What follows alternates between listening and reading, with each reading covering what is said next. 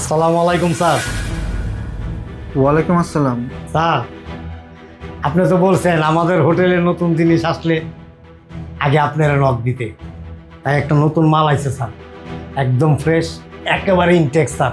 সেই জিনিস স্যার, একেবারে মালটার মতো স্যার, রসে ভরপুর স্যার, তাই আপনার জন্য নিয়ে এলাম। হ্যাঁ, ঠিকই বলেছেন। মাল তো দেখেই বোঝা যাচ্ছে একদম ইনটেক, একদম ফ্রেশ। পাঠিয়ে দিন আমার কাছে। তাই স্যার, একটা কথা আছে স্যার। কথা? কি কথা? এই প্রতিবার তো স্যার 10,000, 20,000, 30,000 কাম সেরা বলান, এইবার কিন্তু স্যার টাকা বাড়ায় দিতে হইব, পুরা 50,000 স্যার। আরে মিয়া, আমি কি এই হোটেলে একদিন দুদিনের জন্য আসি না? আমি তো প্রতিদিন আসি, মাসের পর মাস আসতেছি, বছরের পর বছর আসতেছি। এই হোটেলে আমি লাখ লাখ টাকা খরচ করে ফেলেছি। আরে এক এক সময় এক এক মাল আসে, তাদেরকে 20,000 30,000 করে টাকা দিয়ে দিই। আর আপনাদেরকে যে বকশিস দেই সেই হিসাবই তো আপনি করে শেষ করতে পারবেন না। 50,000 টাকা কোনো ব্যাপারই না। 50,000 কেন? এই মাল যদি আমাকে খুশি করে দিতে পারে, ওকে আমি 1,00,000 টাকা দেবো। এটা আমি জানি স্যার।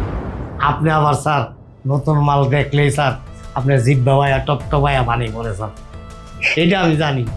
অনেকে আমার নাম্বার দিয়ে রাখছে স্যার, কিন্তু কারণে আমি নকটক করি নাই। কারণ কি, ওই যে আপনি বইলা রাখছেন যে নতুন মাল আসার সাথে সাথে কিন্তু আমার আগে নক দিবা, আর সেই কথা চিন্তা করেই স্যার কারণে নক দিয়ে নেই। তবে স্যার এই জিনিস স্যার পর্দার উপরে আগুন তা পাইতেছে পুরা, আর পর্দা খোলার পর তো স্যার আপনি বেআউট হয়ে দেবেন। এর লেগে স্যার সর্বপ্রথম আপনার নক দিচ্ছি স্যার। স্যার মনে রাখেন, টাকা কিন্তু 50,000। আরে স্যারের ভালো মতো সার্ভিস দিস, তাহলে কিন্তু স্যারে মোটা অঙ্কের বকশিস দিব। স্যার আবার মানুষ ভালো আছে, ঠিক আছে? তাহলে আমি আসি স্যার। আসসালামু আলাইকুম। ওয়ালাইকুম আসসালাম। কি ব্যাপার সুন্দরী, দাঁড়িয়ে আছো কেন? এদিকে আসো, বসো। কি এই লাইনে নতুন নাকি? কি ব্যাপার, লজ্জা পাচ্ছ? লজ্জা পাওয়ার কিছু নেই। আমি লজ্জা পাই না, কারণ আমার লজ্জা শরম বলতে কিছু নেই। আমি এরকম হোটেলে প্রতিদিনই যাই। এই হোটেলে তো আমি যাতায়াত করি। এই শহরের যতগুলো হোটেল আছে সবগুলো হোটেলেই আমার যাতায়াত আছে। আসলে মেয়ে মানুষ আমার কাছে কিচ্ছু না। টাকা হলে মেয়ে মানুষ আমি গুনে গুনে খাই। আসলে কি হয়েছে বলতো, এরকম বান্ডিলে বান্ডিলে টাকা আমার কাছে সবসময় থাকে। শোনো, আমি না তোমাদের মতো ইনটেক মেয়ে মানুষ না খুব পছন্দ করি। আমি হোটেলের প্রত্যেকটা স্টাফকে বলে রেখেছি, এই হোটেলে যদি নতুন মাল আসে সাথে সাথে যেন আমাকে জানায়। কারণ ওরা সবাই জানে আমি নতুন নতুন পাখি খেতে খুব পছন্দ করি। এই যে টাকা পয়সা দেখতে পাচ্ছ, এগুলো আমার কাছে হাতের ময়লা। আমার কাছে শুধু মেয়ে মানুষ ভালো লাগে। আমার একটাই নেশা, শুধুমাত্র মেয়ের নেশা। এই যে তুমি এখানে আসছো না, তোমার চোখ দেখে আমি পাগল হয়ে গেছি। তুমি বিশ্বাস করো, তুমি যদি আমাকে খুশি করে দিতে পারো, তাহলে শুধুমাত্র এই টাকা না, তুমি যত টাকা চাইবে আমি তোমাকে তত টাকাই দেব। তুমি শুধু আমাকে খুশি করে দেবে। সুন্দর, কী ব্যাপার? আমি তো শুধুমাত্র একা একাই কথা বলছি, তুমি কেন কথা বলছো না? কথা বলো, বোবা নাকি? না আসলে আপনাকে চিনি না, জানি না, হুট করে কি বলবো সেটাই ভাবতেছি। আহা সুন্দরী, আমার সাথে কথা বলতে এত ভাবতে হবে না। তোমার যা ইচ্ছা তুমি তাই বলো, আমি চোখ বুঝে মুখ বুঝে তোমার সব কথা শুনে নেব। বলো। আচ্ছা, আপনি কি এই হোটেলে সব সময় আসেন নাকি মাঝে মধ্যে আসেন? ওই যে বললাম, আমার এই শহরের প্রত্যেকটা হোটেলে যাতায়াত আছে। এই হোটেলে তো আমি প্রায়ই আসি, অন্যান্য হোটেলেও যাই। টাকা দিয়ে আমি মেয়ে কিনে নেই। এই হোটেল মোটেল এসব প্রশ্ন করার কোনো দরকার নেই। আর কোনো প্রশ্ন আছে কিনা বলো, আমার কিন্তু তর্স হয়েছে না। ও আচ্ছা, যদি কিছু মনে না করেন একটা প্রশ্ন করব। বলো, কি প্রশ্ন? আপনি কি বিয়ে করেছেন? আপনার কি বউ আছে? বিয়ে? হ্যাঁ, বিয়ে তো করেছি। আসলে বিয়ে একটা নিয়ম, বিয়ে করতে হবে, এর জন্য করেছি। বিয়ে নিয়ে আমার কোনো ইন্টারেস্ট নেই, আর বউয়ের প্রতিও আমার ইন্টারেস্ট নেই। বাবা মায়ের চাপে জোর করে আমার বিয়েটা করতে হয়েছে। আসলে বিয়ে শাদি সংসার এইসব আমার একদমই ভালো লাগে না। আসলে বউয়ের প্রতি আমার কোনো ইন্টারেস্ট নেই। আমার বউটা না এই সাংসারিক শাড়ি টাড়ি পরে থাকে, এইসব আমার একদম পছন্দ না। আমার তো পছন্দ মডার্ন নেই। আমি এই জন্যই তো হোটেলে আসি, সুন্দর সুন্দর পাখিদেরকে খাই। ও আচ্ছা, বুঝতে পেরেছি। না, আপনি ঠিকই বলেছেন। এই যুগে মডার্ন ছেলেরা মডার্ন মেয়েদেরকেই পছন্দ করে। গ্রামের মেয়েদেরকে নিয়ে সংসার করা যায়, কিন্তু তাদেরকে ভালোবাসা যায় না। আচ্ছা, আপনি যে হোটেলে আসেন, সেটা কি আপনার ওয়াইফ জানে? না না না না, এসব বউ যায় না। আর এসব বউকে আমি জানাবোই বা কেন?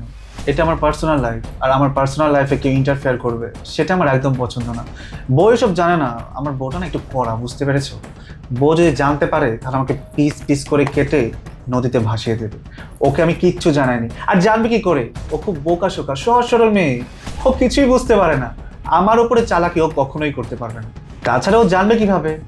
ওর সামনে আমি এমন ভান করে থাকি যেন আমি কিচ্ছু বুঝি না, ভাজা মাছটা উল্টে খেতে পারি না, একদম বিড়ালের মতো থাকি। আর বাইরে আসলে তোমাদের মতো মেয়েদের সামনে বাঘ। ও যাক, আপনার কথা শুনে খুব ভালো লাগলো। আচ্ছা, আমার না একটা কথা খুব জানতে ইচ্ছে করছে। এই যে আপনি প্রতিদিন হোটেলে আসেন, বিভিন্ন মেয়েদের সাথে রাত কাটান, আপনার মতো যদি আপনার ওয়াইফ হোটেলে গিয়ে বিভিন্ন ছেলেদের সাথে রাত কাটায়, তখন আপনার কেমন লাগবে? তুমি এটা কেমন প্রশ্ন করলে? আমি রাত কাটাই বলে কি আমার স্ত্রী রাত কাটাবে নাকি? এটা কখনো হয়? আর আমি এটা কখনোই হতে দেবো না। আমার স্ত্রী কেন অন্য ছেলেদের সাথে রাত কাটাবে? এটা আমি কখনোই মানতে পারবো না, কখনোই না। ও যদি এরকম করে, ওকে আমি মেরে পিস পিস করে কেটে নদীতে ভাসিয়ে দেবো।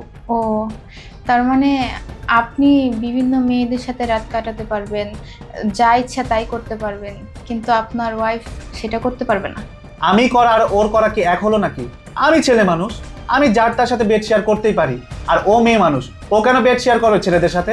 তাছাড়া ও আমার বউ। ইসলামিক শরীয়ত মতে কবুল করে আমি ওকে বিয়ে করেছি। ও সংসার করবে, পর্দা করবে। ও কেন বাইরে বাইরে অন্য ছেলেদের সাথে নষ্টামি করতে যাবে? তাছাড়া ও যখন যা চাচ্ছে আমি ওকে তখন তাই দিচ্ছি। আমি তো ওকে কখনো অভাব দিচ্ছি না। তাহলে ও কিসের অভাবে এসব করবে? ওর টাকা পয়সার কোনো অভাব নেই, ওইসব করতে পারবে না, কোনোভাবেই পারবে না। আচ্ছা, এসব কথা বাদ দাও তো, এসব কথা বলতে আমার একদম ভালো লাগছে না। শোনো না সুন্দরী, তোমার চোখ দেখে না আমি মায়ায় পড়ে গেছি। তোমার খুব আদর করতে ইচ্ছে করছে। তোমার হিজাবটা খোলো না, তোমার চাঁদ মুখখানা একটু দেখি। হ্যাঁ, মুখ খুলবো তো। আরো কিছুক্ষণ কথা বলি, তারপরে না হয় মুখ খুলি। এত তাড়াতাড়ি মুখ খুলে কি করবো বলেন? অনেক তো কথা বললাম, আর কথা বলতে ইচ্ছা করছে না। প্লিজ, আমার তর্স হচ্ছে না। তোমার চাঁদ মুখখানাটা দেখার খুব ইচ্ছা হচ্ছে। তুমি খোলো না। ঠিক আছে, তুমি খুলবে না তো আমি খুলে দিচ্ছি। না না, আপনার খুলতে হবে না, আমিই খুলতেছি।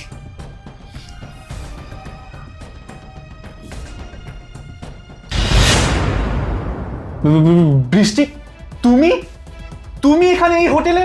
তুমি হোটেলে কিভাবে আসলে? তুমি এখানে যেভাবে আসছো, আমিও এখানে সেইভাবেই আসছি। মানে আমি যেভাবে আসছি মানে? তুমি এখানে কিভাবে আসলে? এখানের ঠিকানা কিভাবে পেলে? ও, আমি এইখানে ঠিকানা কিভাবে পেয়েছি জানতে চাও? তাহলে শোনো।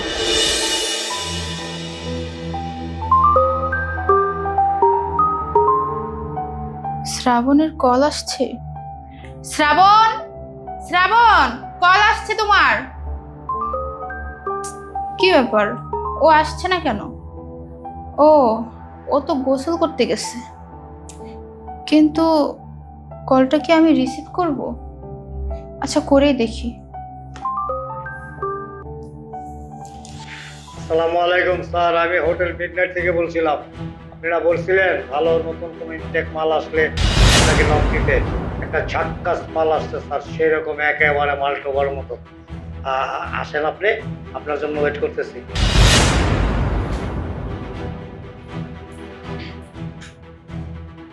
তার মানে শ্রাবণ আমার আড়ালে এসব করে বেড়াচ্ছে।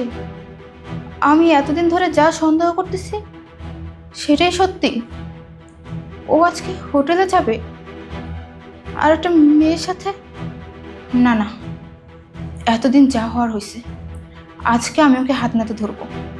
দিনের পর দিন ও আমাকে এভাবে ঠকাবে, এটা আমি কখনোই হতে দিব না।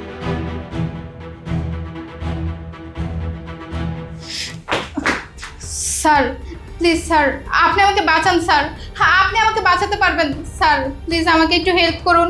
কে আপনি, কাকে চান? আর এখানে ঢুকলেন কিভাবে? স্যার, আমি অনেক রিকোয়েস্ট করে আসছি আপনার সাথে দেখা করতে।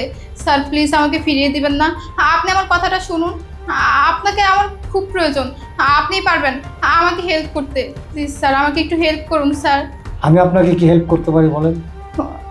আসলে স্যার, আপনি আজকে সকালবেলা শ্রাবণ নামের একজনকে কল দিয়েছিলেন।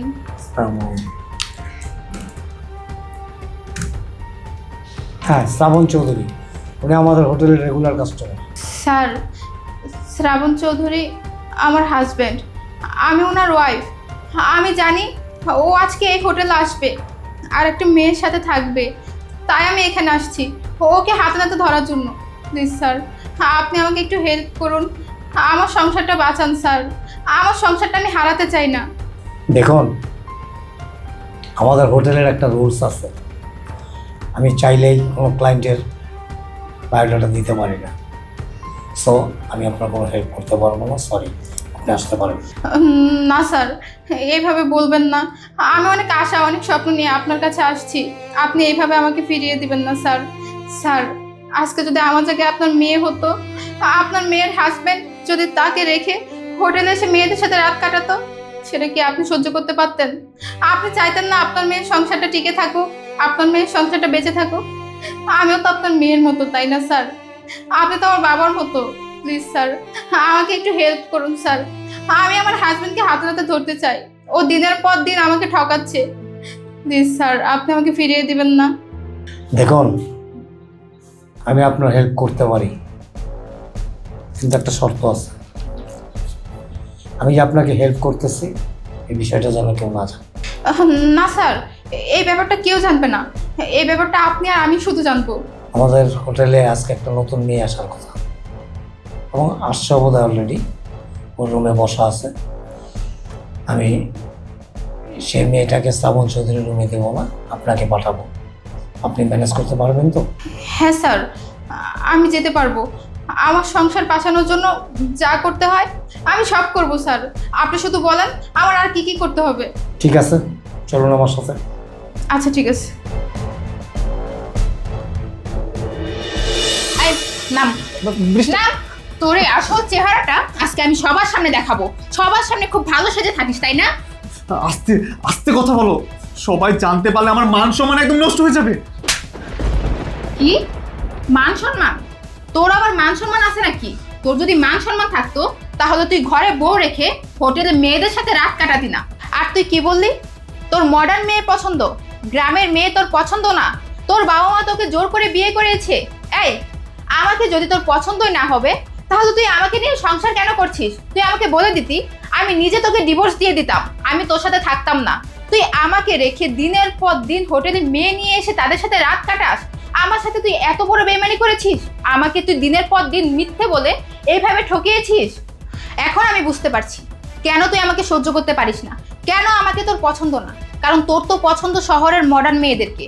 আমি তো শহরের মডার্ন মেয়েদের মতো মডার্ন ড্রেস পরে থাকতে পারি না, তাদের মতো চলাফেরা করতে পারি না, তাই আমাকে তোর পছন্দ না। তুই সবসময় আমার সাথে খারাপ ব্যবহার করিস, সব সময় আমাকে অবহেলা করিস।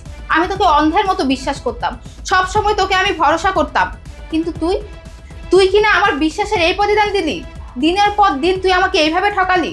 ও, তুই তো বড় লোকের ছেলে, তোর তো টাকা পয়সা কোনো কিছুর অভাব নেই। এই টাকার জোরে তুই বিভিন্ন মেয়েদের সাথে রাত কাটাস, তো যখন যা ইচ্ছা তুই তাই করিস। অথচ আমি বোকার মতো তোর পিছনে পড়েছিলাম। তোর কখন কি লাগবে, কখন কি প্রয়োজন, কি করলে তুই ভালো থাকবি, সবসময় সেটাই ভেবেছি। কিন্তু তুই কখনোই আমার কথা ভাবিসনি, আমাকে ভালোবাসিসনি। তোর কাছে তো আমার এক বিন্দু মূল্যও নেই। তোর কাছে মূল্য আছে বাহিরের মেয়েদের, তাদের মূল্য আছে তোর কাছে। তুই তো একটাবার আমার দিকে ফিরেও তাকাসনি, কখনো ভাবিসনি আমার কি লাগবে, আমি কি চাই। আমি তো বেশি কিছু চাইনি। আমি কি তোর কাছে কখনো টাকা পয়সা চেয়েছি? আমি কি বলেছি আমার টাকা লাগবে, আমার এটা লাগবে, আমার সেটা লাগবে? আমি কখনোই বলিনি। আমি তোর কাছে শুধু একটু সময় চেয়েছি, একটু গুরুত্ব চেয়েছি, একটু ভালোবাসা চেয়েছি। কিন্তু না, এই সামান্য ভালোবাসাটুকু তুই কখনো আমাকে দিতে পারিসনি। এই, তোর জন্য আমি কি না করেছি তোর তো একটাবার ভাবা উচিত ছিল। যে মেয়েটা তার বাবা মা আত্মীয় স্বজন সবকিছু ছেড়ে আমার কাছে পড়ে আছে, আমি সেই মেয়েটাকে একটু গুরুত্ব দেই, একটু ভালোবাসি। কিন্তু তুই সব সময় আমাকে অবহেলা করেছিস, সব সময় তুই আমাকে দূরে ঠেলে দিয়েছিস। কখনো তোর কাছে আমি একটু ভালোবাসা পাইনি। তুই সারা রাত অফিসে থাকলে আর আমি তোর জন্য না খেয়ে অপেক্ষা করতাম। আমি ভাবতাম তুই আসলে আমি তোর সাথে একসাথে বসে খাবো, কিন্তু তুই এসে বলতি তুই বাহির থেকে খেয়ে এসেছিস, তোর আজকে ভালো লাগছে না, তুই ঘুমাবি। বিভিন্ন অজুহাত দিয়ে, বিভিন্ন বাহানা দিয়ে তুই আমার কাছ থেকে দূরে দূরে থাকতি। আর আমি আমি তো সেই কথাই বিশ্বাস করতাম। আমি ভাবতাম তুই অফিসে থাকিস, সারাদিন কাজ করিস, পরিশ্রম করিস, তাই তোকে বিরক্ত করতাম না। কিন্তু আমি তো জানতামই না তুই অফিসের কথা বলে বিভিন্ন মেয়েদের সাথে দিনের পর দিন হোটেলে রাত কাটাতি। কথায় আছে না, চোরের 10 দিন গৃহস্থের একদিন, সেরকমই হয়েছে আজকে। আমি এতদিন ধরে তোকে সন্দেহ করেছিলাম। আমি ভাবতাম যে তুই কেন দিনের পর দিন আমাকে এত অবহেলা করছিস, কেন আমার কাছ থেকে দূরে দূরে থাকছিস। কিন্তু আজকে আমি তোকে হাতে নাতে ধরেছি। আজকে যদি তোর ফোনে ওই কলটা না আসতো, আর ওই কলটা যদি আমি রিসিভ না করতাম, তাহলে আজকে আমি এই পর্যন্ত আসতে পারতাম না, আর নিজের চোখে এত কিছু দেখতে পারতাম না। যেই মানুষটাকে আমি এত বিশ্বাস করেছি, এত ভরসা করেছি, যেই মানুষটাকে নিজের থেকে বেশি ভালোবেসেছি, সেই মানুষটা কিনা আমার আড়ালে আমাকে দিনের পর দিন এভাবে ঠকাচ্ছে। ঠিক আছে, এতদিন যা হওয়ার হয়েছে, এখন আর না। এতদিন তোর কথা বিশ্বাস করে আমি অনেক ঠকেছি, কিন্তু আমি আর ঠকবো না। আজকে তো আমি নিজের চোখে সবকিছু দেখেছি। তোর মতো একটা দুশ্চরিত্রের ছেলের সাথে আমি আর সংসার করবো না। তোর যাকে ভালো লাগে তুই তার সাথেই থাক, তোর যা ইচ্ছা তুই তাই কর। আমি আর তোর লাইফে বাধা হয়ে দাঁড়াবো না। আমি তোর জীবন থেকে চিরকালের জন্য সরে যাব। আমি তোকে ডিভোর্স দিব। আমি তোর জীবন থেকে সারা জীবনের জন্য চলে যাব। কিন্তু শোন, আমি একটা কথা তোকে বলে দিচ্ছি, তুই যদি 10টা মেয়ে নিয়েও শুয়ে থাকিস না, আমার কথা তোর দিন শেষে মনে পড়বে। আমার মতো করে কেউ কখনো তোকে ভালোবাসবে না, কেউ কখনো তোকে বিশ্বাস করবে না, ভরসা করবে না, মনে রাখিস। বৃষ্টি, বৃষ্টি দাঁড়াও, যেও না।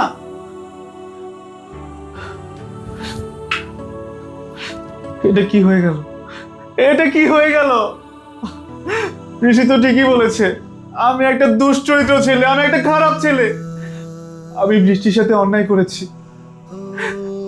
ছোটবেলা থেকে বড়লোক ফ্যামিলিতে জন্মগ্রহণ করার পর থেকে বাবা মা কখনো আমাকে অভাব দেয়নি। যখন যা চেয়েছি তাই দিয়েছে। ব্যাপারওয়া লাইফ জীবনযাপন করেছি। আমি যখন ভেবেছি মেয়েদের সাথে ফুর্তি করব, তখন টাকা পয়সা নিয়ে গিয়ে মেয়েদের সাথে ফুর্তি করেছি। বিয়ে করেছি ঠিকই, কিন্তু বৃষ্টিকে কখনো মূল্য দেইনি। সবসময় ওকে অবহেলা করেছি, ওর কাছে যায়নি।